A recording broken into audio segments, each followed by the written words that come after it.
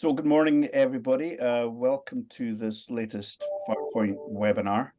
My name is Andrew Muir. I'm from FarrPoint and delighted to be hosting this session today. We are going to be looking at mobile connectivity. Firstly, understanding a bit more about coverage data, and then looking at some of the options for improvement. We've got a great panel with us today to talk through this topic. Before I introduce them, just some quick housekeeping and slide here. So this session will be recorded, so you'll get a copy of this sent out to you afterwards, so you can look at it again at your leisure. Please turn off your camera and mute your microphone. If you're not a speaker, that should be done automatically, but just to be sure. We will have an opportunity for Q&A, so please use the chat function and we'll try and come to those at the end. Hopefully we will have some time. And just a top tip, when the panel discussion starts, we'd recommend you use the gallery view just for a better view of things. Onto our panel. We've chosen to provide a range of inputs from a local authority, a service provider, the regulator, and the mobile industry themselves. I'll get the panelists to introduce themselves properly. I will just get rid of these slides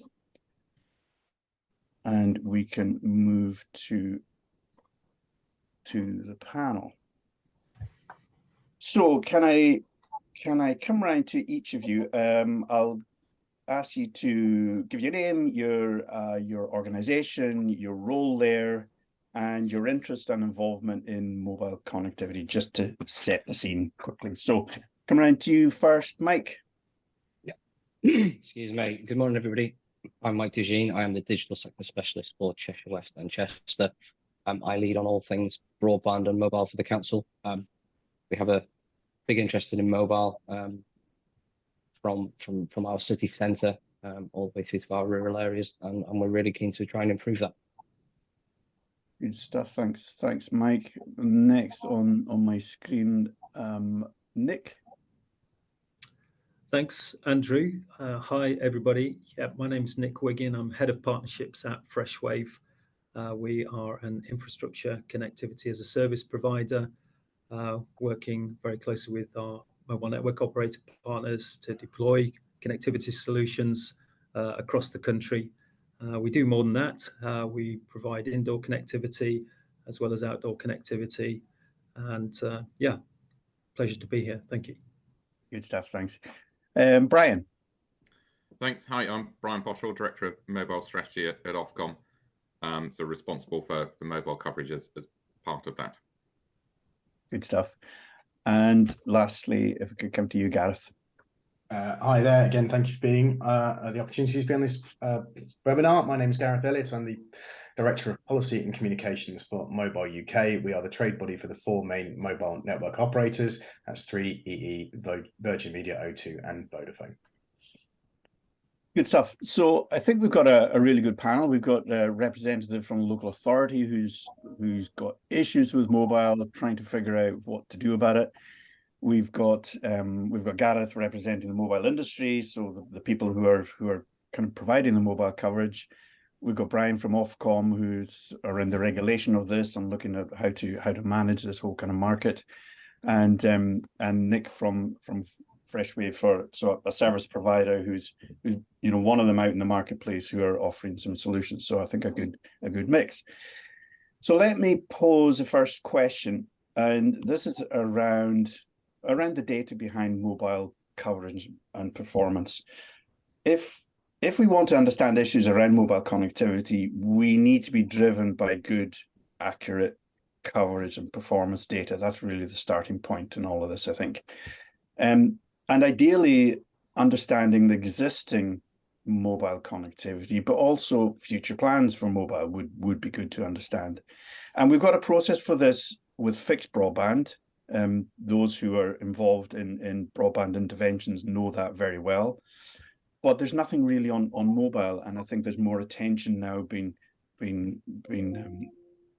passed onto looking at mobile connectivity. So can I come to each of you and get your view on the data that is available, how readily accessible it is, and how you see it being used? And what I'm talking about here at the moment is let's stick to 4G. So we're looking at 4G data. So Mike, can I come to you first of all?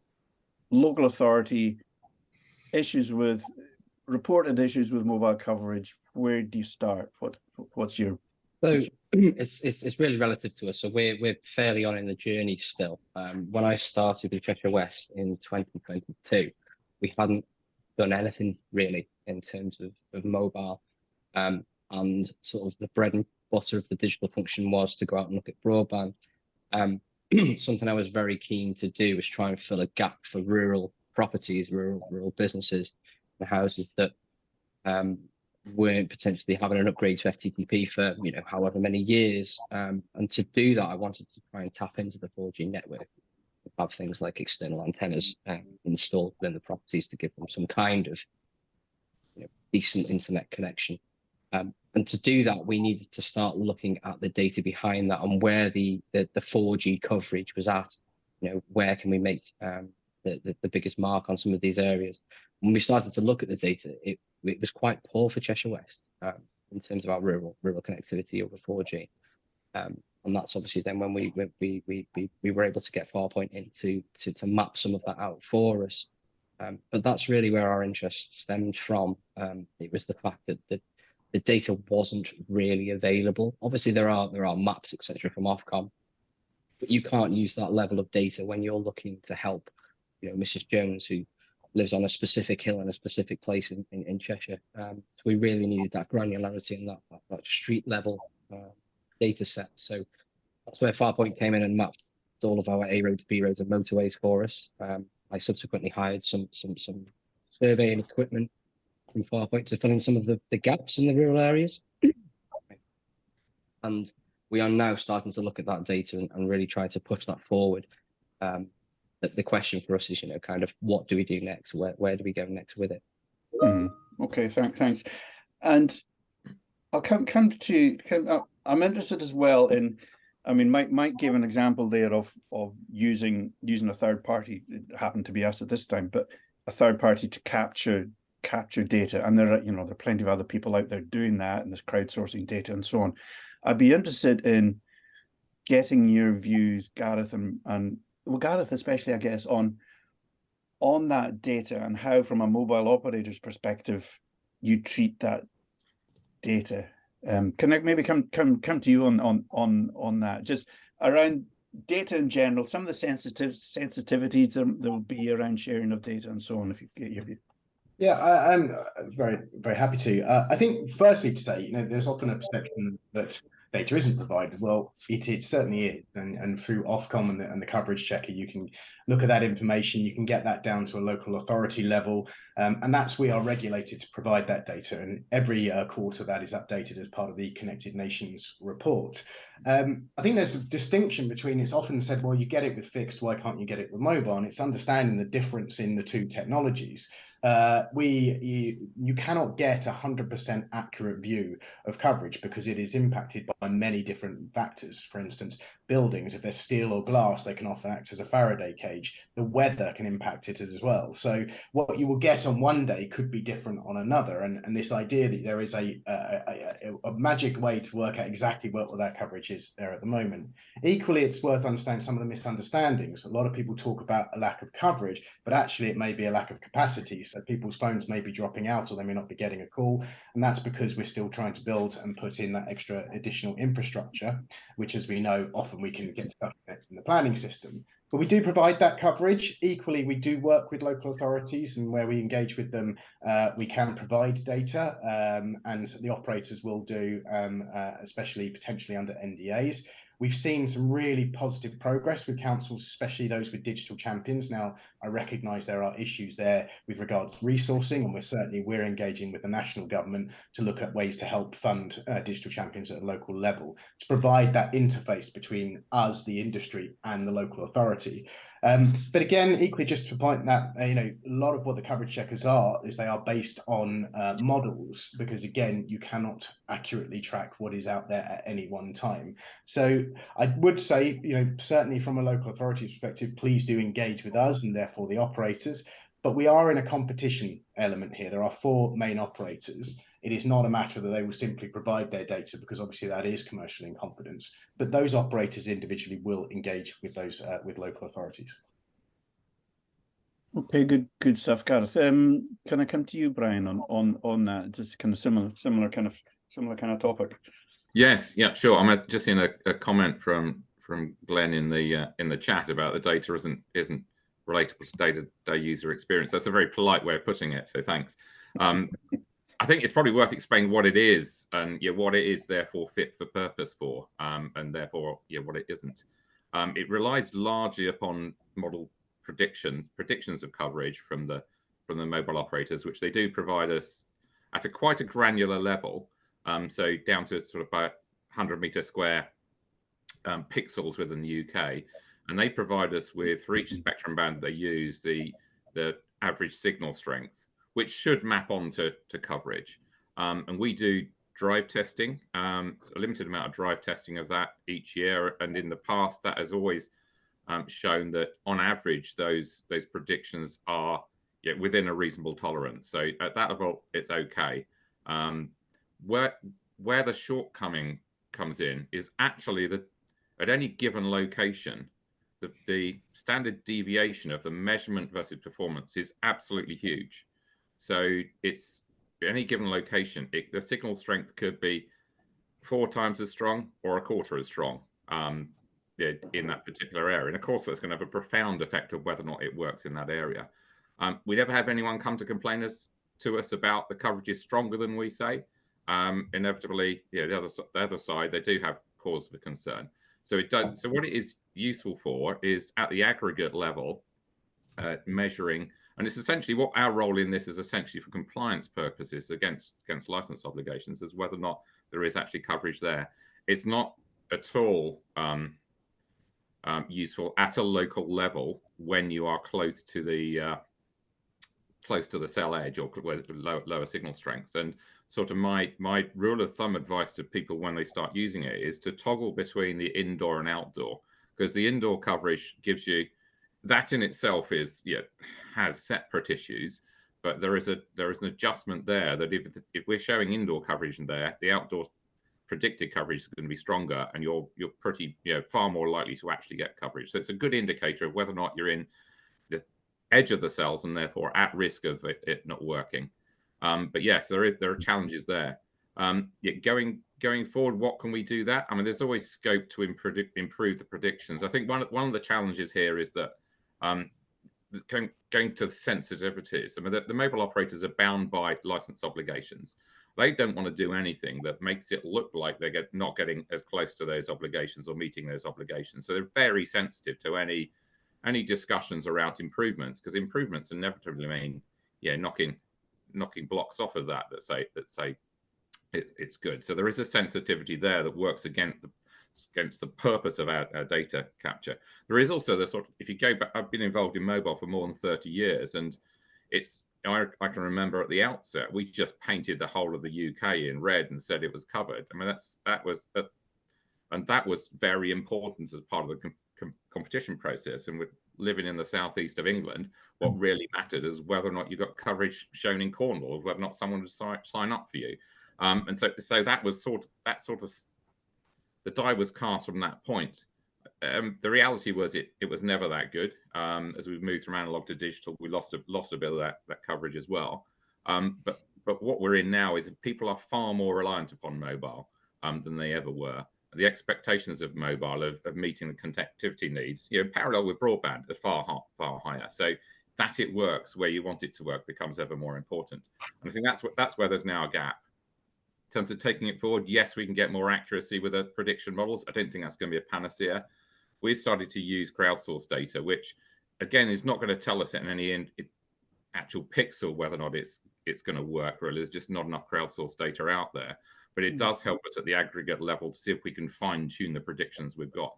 And then the next level is sort of the sort of work that FarrPoint and others do, which is actual measurements, and that's where it really starts to get quite expensive, because you need to go and physically measure wherever you want to show whether or not there's coverage. And as Gareth said, it's not just coverage; there's a capacity element to it as well, which is becoming increasingly more important. Good. Thanks, Brian. Come to you, Nick, for your view. Yeah, no, thank you for that, Andrew. It's really fascinating to hear where Ofcom is on this journey, considering the use of crowdsourcing data. We have access to a number of tools that we use to help our local authorities get a sense of, capacity and coverage situation in their local area using these tools. Red is bad, green is good, a sort of pixelated map view of a particular area in a particular location. And we offer this as part of our service to sort of get them on board to understand how to move forward. Coming back to Gareth's point earlier as well about taking local authorities on a journey here, we engage with digital champions at a very early stage in local authorities. Someone that has responsibility to improve mobile connectivity in their area, and we try to get in place quite quickly along that journey an open access agreement, which effectively helps position that local authority as ready to receive inward investment from our mobile network operator partners. And as part of that process, digital champions need to engage with stakeholders internally to prove the case for connectivity. And that often requires, as you know quite well, Andrew, a sort of an overall map of the area. Green is good, red is bad from a coverage and a capacity perspective. So one of the tools that we use, and we generate these maps for our partners, when we talk to them, produces two heat maps, if you like. One for signal strength, which is all about coverage in a wider area, and then the other one is around signal quality, which is around capacity, because ultimately the mobile network operators are particularly interested in high dense urban areas where macro cells might not be penetrating, where the buildings are quite high, typically in a sort of high street city centre location where calls are being dropped, where there's a lot of footfall. So that comes onto our other tool that we have access to and that we can dig into to help local authorities build a picture, which actually looks at where data users cluster.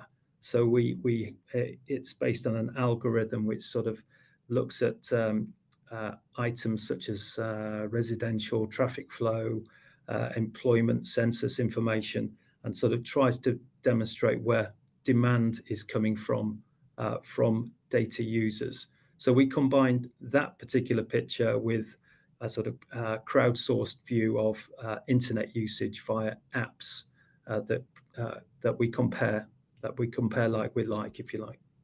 Okay, thanks, Nick. A couple of kind of follow-on questions. Come back to you, Brian. I guess one of the things which we see when we're working with public bodies is, coverage is one thing, and the point was made in the panel. Coverage is just the start of things. Do we have coverage, and then off that coverage, what's the quality of the user experience? And it's trying to relate some of the coverage information that's provided back to is it good coverage? If I get just one small bar and I can't really do much with it, or even if I've got capacity issues. So is there more that you're doing or looking to do around that, about the quality of the experience? Yes, we are, and I think really sort of the first port of call for this is the crowdsourced data that we're using. You get a significant number of performance measurements where the crowdsourced apps have basically tried to send and receive data over the network, and you can test the speed, latency, and so on and so forth, which can then map on very neatly to consumer experience. We get much more samples of data where it is just measuring the passive signal strength and, to a lesser extent, signal quality. We are going to be looking to use that to map on, to see if we can understand or get more granular with the prediction data we've got, to map that onto when it can be trusted, when it can't, making adjustments when it can't, and then mapping that onto performance. That's untested ground yet. I mean, we've got quite a lot of data to play with. We don't know quite how far that will get us, but it's untested ground. What we did publish last year on the back of the crowdsourced data was, we're considering it for publication in December as well, effectively doing the same thing, is just comparison of performance at the postcode district level. Just looking at the cut we used was whether or not someone had got a 5G capable handset or not, and then measured the performance on average across the postcode district. Doesn't really, it doesn't go anywhere towards giving you the sort of granular data that you would want to use as whether or not there is coverage around a particular street, but it does give an indication of what's better and where it is better and where it's not. But we're at the foothills of that, I think, at the moment. I think one of the biggest challenges we're going to face is frankly, going to be cost. Crowdsourced data is cost of us buying it in the first place. We can make use of that to some extent, but the next level is really measurement, and then the cost goes up by huge amounts, which is not something that we're really in a position to spend ourselves. But performance is certainly a focus going forward. I mean, certainly as people want to use mobile for different things, and I wouldn't say we have a good handle yet on what proportion of the time you are constrained by capacity rather than pure coverage. So definitely at the foothills of that. Okay, good. That's interesting. Nick, you wanted to come back in on that one? Yeah, I just wanted to jump in on the Brian's comment about untested ground with regards using crowdsourced data. We know that our partners in the mobile network operators are using these tools to plan the deployment ambition for 2024 and beyond, and that's the reason why we've invested in having access to these tools. I think one of the advantages of the crowdsourced data as well is the snapshot view that can be provided. You can actually specify the time slot at which you want to have a view of that data, and I think there are sort of limitations of drive testing solutions according to the time of day, but I don't know if that's an area you wanted to expand on, Andrew. Okay, no, I want to move on to the intervention, but just one last point on this, and sorry, Brian, it's maybe one for you again, or maybe with Gareth, I'm not sure. But is there an option for a challenge process around the data that's available, which is maybe open to maybe not everybody, but to public sector bodies, for example, who are looking at this. So, if they're looking at data and they've got some other evidence or something which says actually that's not right, is there a process, or can there be a process where they can get in touch with Ofcom and raise this as an issue to follow up? Might that be something you'd look at? Well, there's not at the moment, and frankly, I don't really see much scope for it. I mean, the FCC in the US is trying something with this, but they've basically rolled over what they've done on fixed broadband, and they haven't really engaged with what it actually means in mobile. The various challenges on this is, one is there are going to be a huge number of places where, at the very local level, the coverage or quality is not, what is the average shown on the map. So there's a scale. You've then got the issue of, well, how do you then calibrate that, and how do you verify that? And we can't have an untested system where someone sticks their hand up and say, the coverage from operator X is absolutely rubbish here, without almost the right of reply. And the cost of that right of reply, of going out and measuring, would be huge. And I think the combination of those two things doesn't lend itself to there being a particular solution. I think what we do want to get to is a world where consumers and councils and other big customers and interested parties have got better information, whether or not that's from us or from elsewhere, and they can make their choices about whether or not to go with operator X or operator Y, and those choices will start to influence investment decisions, and that process starting to bite and improving information and improving market response to that information. But we're a long way from that right now. Okay, good. Right, thanks. I'm going to move on to once we've identified that we think there is an issue with coverage or performance in a certain area, who should be taking action on that? Do we leave it to the operators? Should public bodies get involved in some way? And what about the regulators? Should they be involved in some way? Could I maybe start with you, Gareth? How do you see that?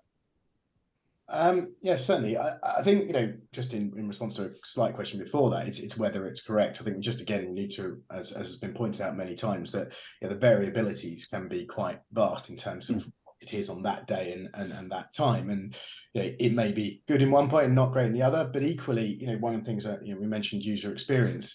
Just as a point of note is that there are 4 operators. Often what we find is there is often a perception that there isn't coverage or capacity, and you may not necessarily be on a network that has strong coverage in that area.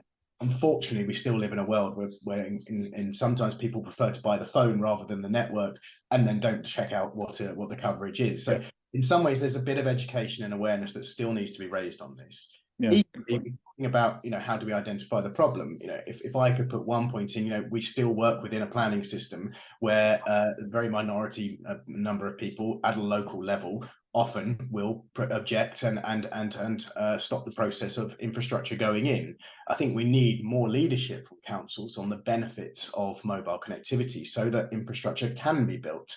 Equally, we are working within a system in some of our larger cities where there are notice to quits, which essentially is where you have coverage, but we are then told to get off of that building because it is being renovated or changed or demolished, or a new building going in, or a landowner has decided they don't want us on there. That is coverage you have, which is then lost. We then go into emergency planning, and we have to then find an alternative solution. We then go back into the planning process with people not wanting it there or here or anywhere. And that, again, makes that more difficult. So I think one of the things, going back to, and Nick has mentioned this already, and myself, is, we are very much campaigning for digital champions because there is a need for collaboration and engagement between both the industry and the local authorities. And if I can quote one digital champion that mentioned at phrase, the local councils need to be able to collaborate internally before they collaborate externally. And there's still a lot of work. I think Mike said, very much early at this stage, we're starting to now look at mobile. We need mobile to be considered on a parity with broadband. So we very much are reaching out and wanting to work with digital champions. But again, they can work through all this. What about public assets? Are there public assets available to build that infrastructure? I think sometimes we sort of get lost in this need to know whether the data is there or not, when actually, from our point of view, we want to be able to build those networks. And there's a lot of we've heard it recently with the wireless infrastructure from the government and the opposition, looking at planning and getting 5G out there. And if I can just, one last point, sorry to steal the show, but there are a lot of things going on now to improve this. We are looking at the moment of repurposing the 2G and 3G spectrum into 4G and 5G to provide better and enhanced coverage and service and quality and capacity. We have the shared rural network, which is extending reliable 4G mobile coverage to 95% of the UK's population, majority of populated areas. And equally 5G standalone as well by 2030. That is, just to clarify, shared rural network is 4G to 95% of the UK's landmass, and 5G standalone to the majority of populated areas. These are very expensive, and we are very much investing at these very heavily at the moment, and that is a big part of what we are doing. But I go back to that, really would like to work with local authorities and their digital champions. And ultimately, where you do identify issues, do come to us as the industry and engage with those operators. There's an opening for you there, Mike, to come in and on that one. Yeah, firstly, yes. I will most definitely be in touch with you, Gareth, after this call. But no, I think it is key. I've got a very recent sort of experience of this. So yesterday, actually, I was at a community meeting, and there was a handful of people that turned around and said that their mobile was rubbish. It didn't work where they lived, etc. And when you start to probe and understand as to why they went with that network choice in the first place, it was down to price. So, a lot of people don't even check the coverage before taking out a contract, and then they're obviously tied in for a certain amount of time, etc. And it becomes very difficult for them. I think mobile, certainly our point of view is that mobile and the rollout of broadband is more hand in hand than people think. If we can give people a decent level of broadband nowadays with the use of things like Wi-Fi calling, for example, that will enable people to use their mobile within their house. But obviously the issue is then, you go across the road and it quickly disappears, and we're back to square one again. Yeah, I would encourage any local authority to at least get to where we are at this stage, because we can start to really uncover some of the issues. There was conversations around capacity. So we have both problems in terms of signal and capacity in Cheshire West. Our city centre does fall over in terms of capacity. You can have full signal there and it just won't work. And then you go into some of our rural settings and you can't even get any signal at all. So yeah, I mean, I would encourage anybody to at least get to the point where we are, and you will start to uncover these issues. And it is about a collaborative approach. It's about everybody pulling in the right direction, from providers through to Ofcom, etc., including LAs, to really start getting a grasp on this data. Thanks, Mike.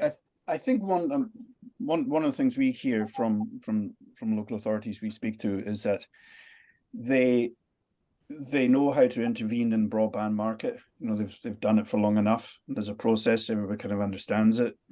Gap funded subsidy model. They can off they go. But with mobile, they don't know what to do, because it's felt that, well, this is just, it's up to the mobile operators. There's nothing really we can do. But then, you start talking about, well, maybe public sector assets, making them available and so on. Before I come to you, Nick, on that, because I know you want to talk about it. But Gareth, can I come back to you on that? Just mobile local authorities wondering what to do, what will help in their area? Are our mobile operators open to this and keen to really engage and get involved? Yes, and I think we are considered quite opaque in the way we engage, and I think this is a role for Mobile UK. Certainly, what I'm doing at the moment is very much leading on what we're calling the Live Better Connected campaign, which is raising awareness and understanding of the benefits of mobile connectivity. But equally, as I say, there is I think we do need to see that leadership from local authorities. It is very much because we are built at a very local level, case by case, local application by local application. It's not built as a national network. We're often seen as that part of that department, and it doesn't really seep out or permeate through the rest of the council. And equally, when a council comes into it, it's generally that interfaces with a local resident who doesn't want it.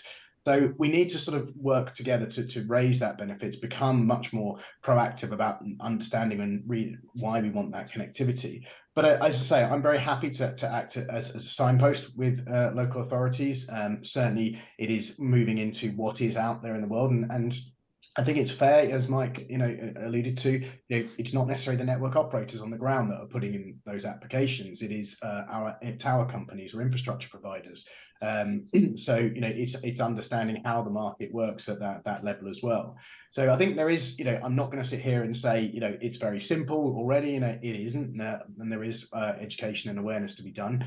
Happy to do that. As I say, I'm very much going into councils at the moment and working with their planning teams, working with their members, with their officers, and with councillors as well. And I'm very keen to do that. As I say, certainly what we want to do is do that. And we do have code of practices which set out how we engage with each other, and they are very much worth to read. But yes, very, very pleased to happy to come here. But as I say, what we do need to do is still build that infrastructure, which helps with the issues that we're talking about today. What's your view on? I mentioned broadband subsidy models. Getting involved, putting money in, local authorities, public bodies putting money in to work with operators to extend coverage. If that was taken to the mobile mobile market.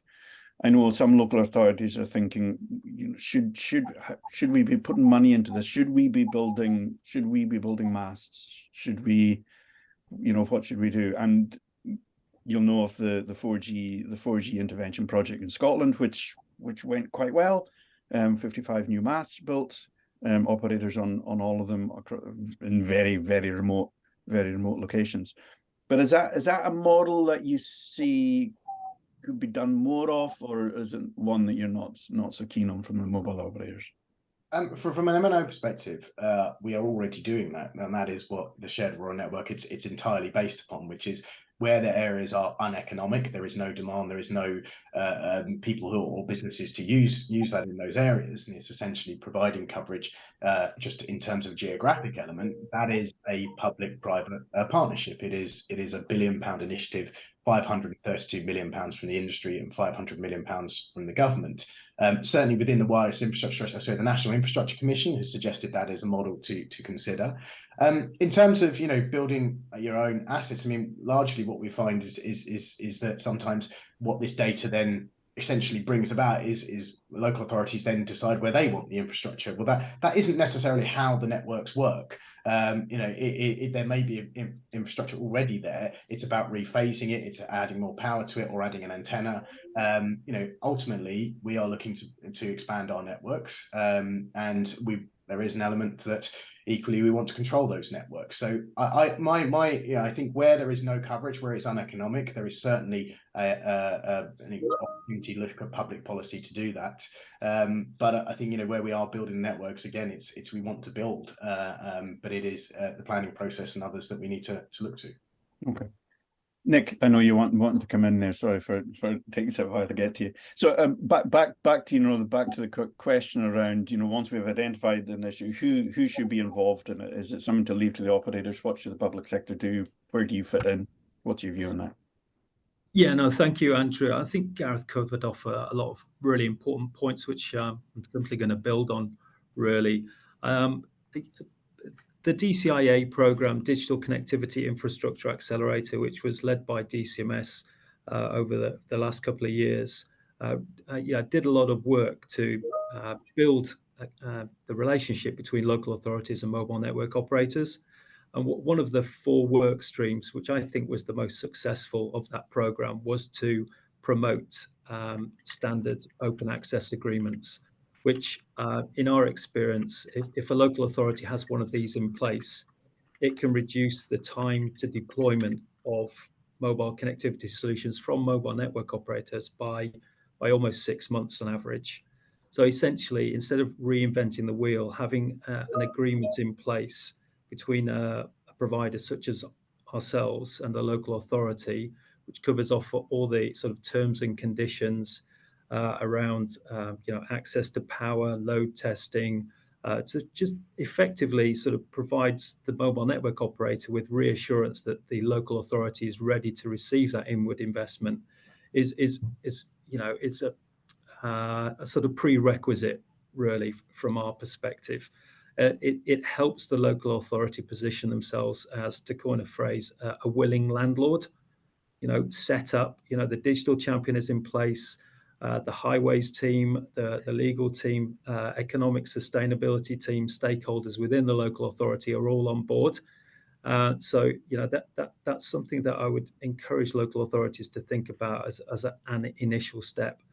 We have regular webinars with our local authority partners where we walk them through best practice and ways of working, and we often talk about this open access agreement, which is actually accessible via the digital connectivity portal, which the Barrier Buster team promote through now known as Department for Science, Innovation and Technology. So just Google digital connectivity portal on the DCIT website, and you'll get access to template agreements which you can use as a starting point.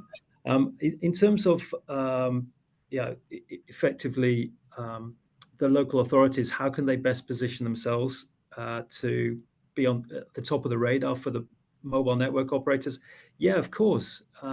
Mapping your area, playing this back to mobile network operators that there's a problem in your area, that seems a straightforward first step in many ways. And as I mentioned, we've got access to those tools that when we can provide a snapshot view quite quickly to local authorities that want to start on that journey. But I think that it's a challenge, when you start talking about sort of rural connectivity and bearing in mind that the I would say finite budget that mobile network operators have to deploy mobile connectivity solutions across the UK. They need to decide where to go, where makes sense. But if as a local authority you are creating a sort of receptive environment by getting your ducks in a row, getting your open access agreement in place, being crystal clear on the type of coverage and capacity challenges you've got in your area, then it presents sort of a receptive area. And I think that's a factor that mobile network operators take into account.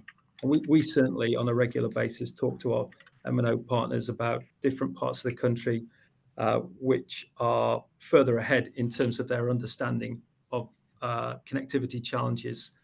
And we can't, I think the expression is you can take a horse to water, but you can't make it drink. I think essentially we're part of the process to try and position local authorities favorably to mobile network operators. Ultimately, it's their decision about where the investment goes.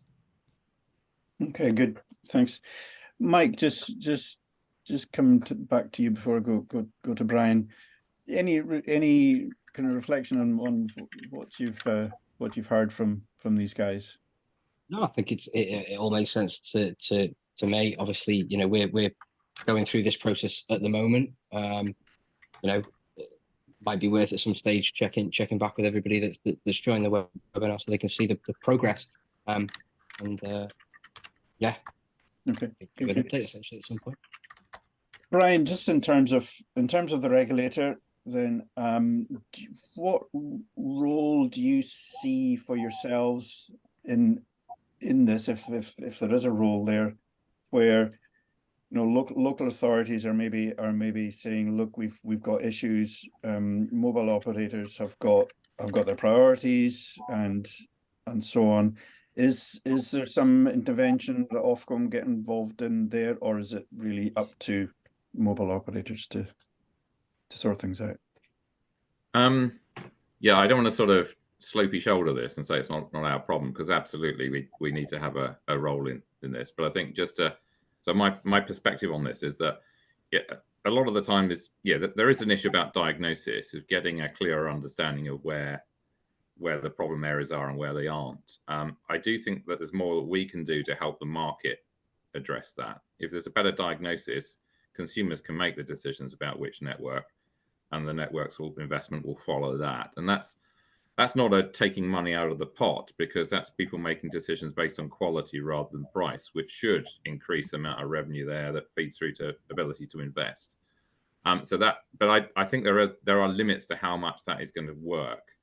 Gareth focused rightly on some of the constraints on rolling out new sites, and there is frankly a postcode lottery out there. I see both ends of this. In Greater Manchester, there is the local authorities there are struggling with an operator, not a mobile operator, a fixed wireless operator, who's putting up masts under rules intended for poles, almost willy-nilly. Yet in my village, in what is apparently quite a forward-looking local authority, we've had a mobile site in a perfectly sensible place refused. So there is complete postcode lottery, which Gareth will feel the brunt of in time. But the reality is there aren't a lot of new sites going in, and there's only so much scope to share sites to good effect, because we're already in effect got two site grids. In many cases, they're providing coverage in the same location. So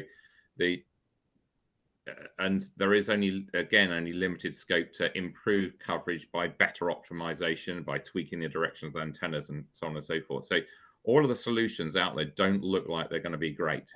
You're not going to solve this anytime soon. I think that our perspective is yes, we have a role in helping the market work better.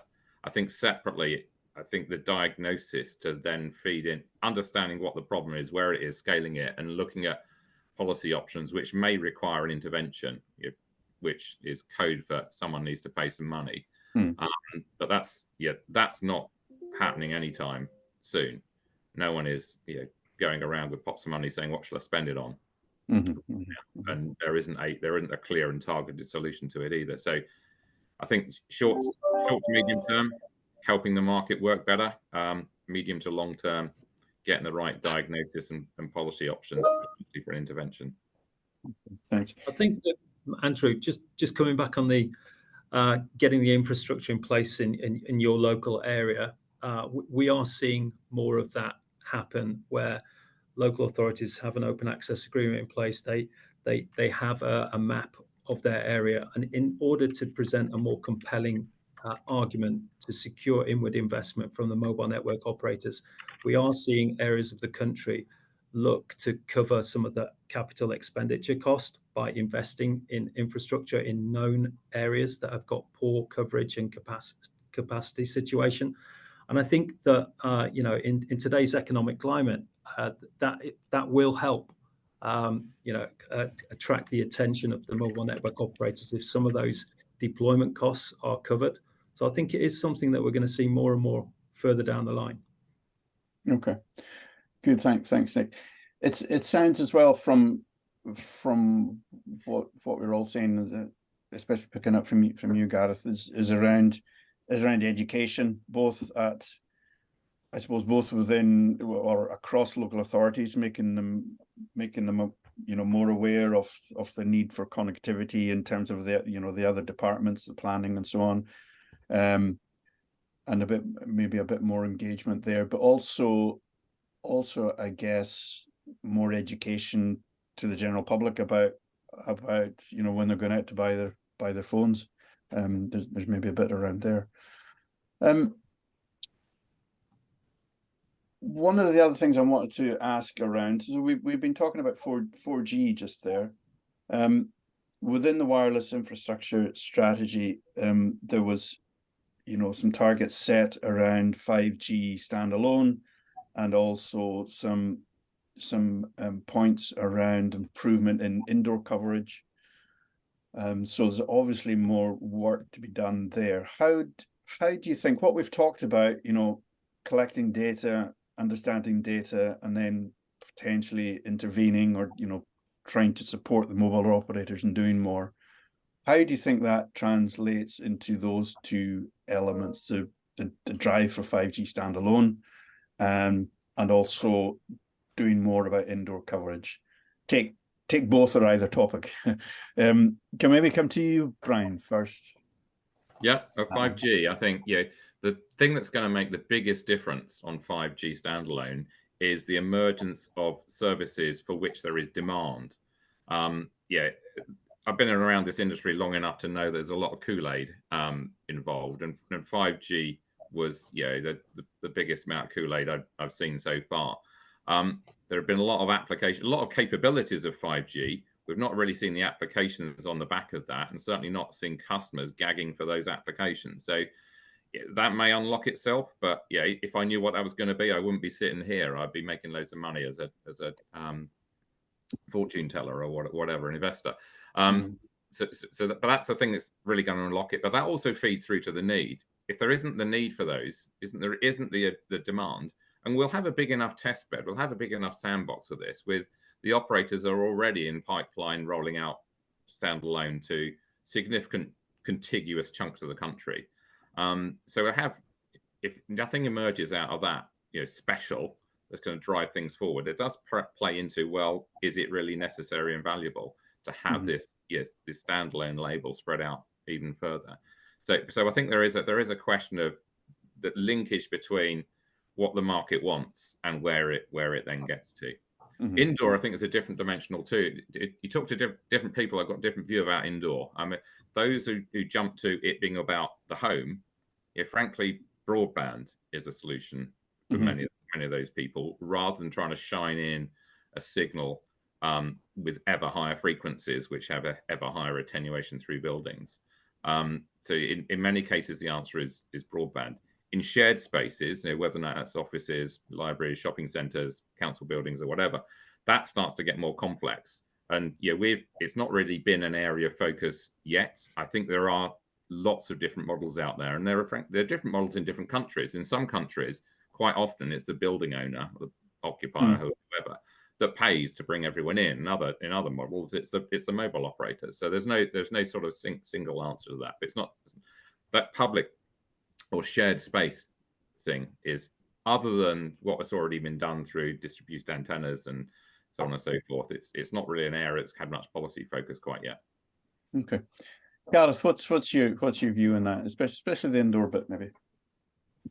Well, I think indoor coverage is always slightly more difficult. It is about getting blanket coverage as we can, especially over populated areas, and that is about adding capacity, which is why there are networks such as 5G and 5G standalone being rolled out. And a big part of that is capacity, and you go back to that. Often, what people perceive as a lack of coverage or a breakdown in their phone is a capacity issue, and that is why people are being rolled on to 5G. It's not being sold as a premium, it's very much being rolled out as quickly as possible.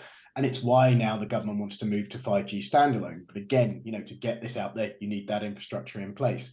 I just wanted to address one question I've seen in there, which is sort of this: well, why can't the ESN, which is the EE's emergency services network, be part of this? That is a different network. It's run by EE, it's for emergency services, doesn't have the capacity or throughput for commercial services. However, some of that is being considered as part of the shared rural network. The shared rural network is there to expand coverage, let's say, to 95%. It is to expand multiple operators. So another one that I've seen is, why can't we do roaming? I think the misconception with rural roaming, as often discussed, is if there is no infrastructure there is nothing to roam onto. So I would say, the shared rural network is a better version, a better initiative, because it extends all full coverage across the whole of the country. And I stress that point, that you can't roam on to where there is no coverage or no capacity, because there is no infrastructure in that area.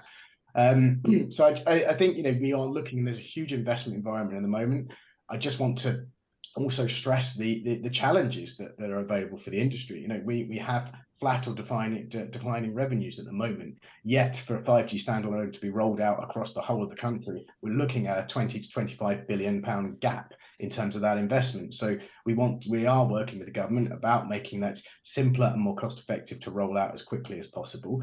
As Brian said, though, we are still looking for that big use case. 4G, it was sort of the app store, and they came about, and that the app economy exploded, the sort of real mobile internet. We're still working through that in terms of what 5G is to provide. Some of it is industrial 5G, 5G private networks, slice networks. All of that is coming down the line, and we are going to see some really fascinating use cases. But we are still in those early stages, and we are rolling out that 5G network. But as Nick said as well, getting your ducks in order as councils and making it a place that you wanted, and there is a very strong and clear narrative that it wants to be a mobile connected area, that does make it simpler, and having that ability to engage with those councils on the ground. Again, another thing I've seen in the chat is West Midlands 5G saying they've really had success on that, and that is about that area really getting it, what the resources to put into West Midlands 5G to engage with operators, look at what sites are available, what public assets are available, and all that in a nutshell helps improve the coverage, and indoor coverage and outdoor coverage, by working together. No, it's good points, and it's one of the things we kind of raise with local authorities as well, because we see a bit of maybe kind of contraction of internal teams, question marks about, okay, well, because they were all set up to do broadband, and now we've got Project Gigabit being done centrally, we've got SRN doing mobile. What's the role for us in these local authority teams?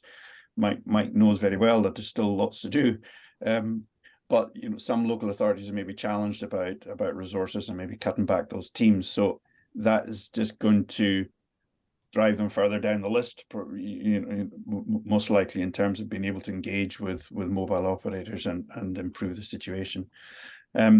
Mike, just on that, just come back in on that one. Yeah, I was going to say just a couple of points, and I might be playing devil's advocate. I'll try not to obsess anybody.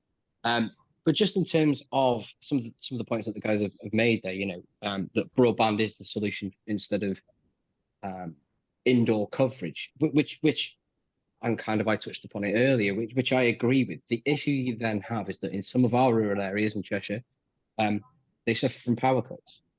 And if you have a power cut and you're on FTTP and your fiber gets turned off, then you solely rely on mobile.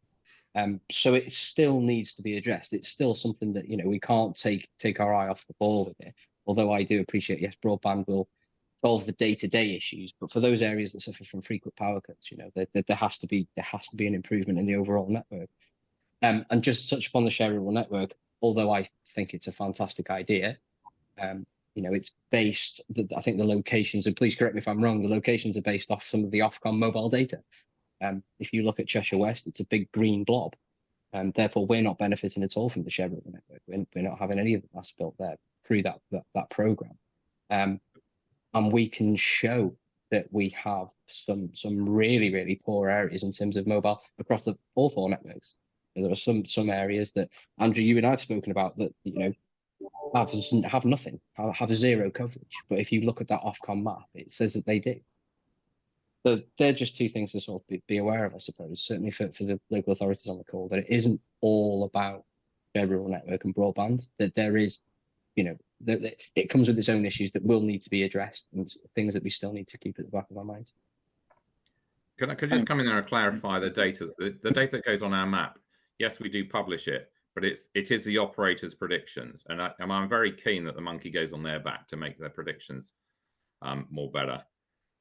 No, of course, and obviously that makes total sense, because obviously you need to get that data from somewhere, and I think that also plays a part in the piece that I spoke about before, in terms of people looking at price for their mobile phones, and when they do sign up to whoever it may be, I appreciate the people on the end of the phone, perhaps in the call center, don't see the full picture. They have their own maps showing outdoor coverage as being lovely and green, when in fact it's just not accurate. And this is the importance of getting that data yourselves. Obviously there's a cost to do that, but it really shows you the size of the picture, and will throw up some areas that people will have thought are fine, and it turns out that they're not. Okay, good. Thanks, Mike. Nick, can I come to you just quickly? I want to ask a question from the chat as well within our time, but if you could come back on the 5G and the indoor bit.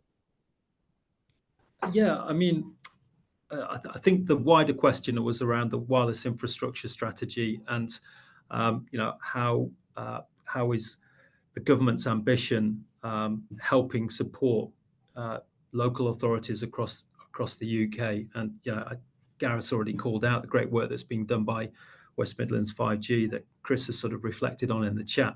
But I think there's a wider challenge to sort of continue to maintain those conversations between industry and local authorities. And within Tech UK, the Telecoms Infrastructure Working Group, we're coming together as an industry to try and sort of monitor the effectiveness of 5G innovation regions, and also the wireless infrastructure strategy from a broader policy perspective, to see if it's really moving the needle.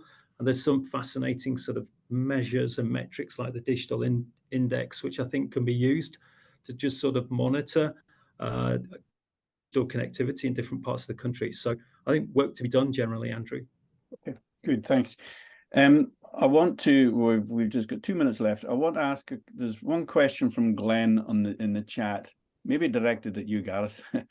Has any local authority had success getting MNOs to address coverage / capacity issues reported to them from residents / businesses, either in rural or urban areas? I don't know whether you know that off the top of your head, but it's just to get an example. Do these representations, do they work? Do things get improved? Well, there's two to that. Yes, where it is alerted to us, we can look into it. As I say, sometimes the networks can look at it, and it's a matter of rephasing existing infrastructure. It is. We have demand is changing, and it's fluid across the whole country. You know, it isn't a matter of just putting a mast here. You know, so we check that and we detect that, and that is a large part of the upgrade programs that are going on. I think it was mentioned earlier, the big issue now is not necessarily coverage, is actually capacity, and again, that's a part of what the 5G upgrade is all about. But I go back to that point, you know, where we've seen most success is where councils have resources and people in place to deal with this, and have the skills and understanding about it, which again is why, you know, we very much support local authority digital champions. It focuses minds on this as a policy area. It means it's written into council policy, like local development plans. We did some research a while back, and we found that the word mobile was only really included in 5% of all local. There is a huge focus on fixed. That is largely because there's a lot of subsidy that goes with fixed, so councils often put resources involved in that to chase that subsidy. We don't have that. You know, we're very much private network being built under private funds, and you know, therefore it is seen as an additional expense to put people involved in this area. So I think where we've seen, you know, the West Midlands example earlier, digital connected Cambridgeshire. Fastershire as well, and you know, we've seen digital champion in Glasgow, for instance. Some huge progress has been made, and often that is about you know, having the understanding to engage across that council, and going back to that internal coordination, ensuring that the leadership, the public estates department, the economic department, the planning department are all in step, because often what we find, and I say this as a previous councillor myself, these councils don't engage with each other on this issue. It isn't considered. Why should mobile connectivity be important to social care? Why should it be important to transport? It's fundamental to all of them, yet those departments won't and necessarily have mobile under their thing. So I think the point is, going back to where we have people and resources in place who are looking at this, we see progress. Excellent. Thanks very much, Gareth. Right, everybody, that's our time up. I knew it would just race by. We probably scratched the surface of some of this stuff. Thank you so much for the panelists for a really good discussion. Sure, there's much more to follow up on, and I know Mike will be on the phone to Gareth. Also, thank you everybody who joined online. There will be, I hope you found this useful. There will be a recording coming out later to you, and so thanks once again to everybody, and enjoy the rest of your day.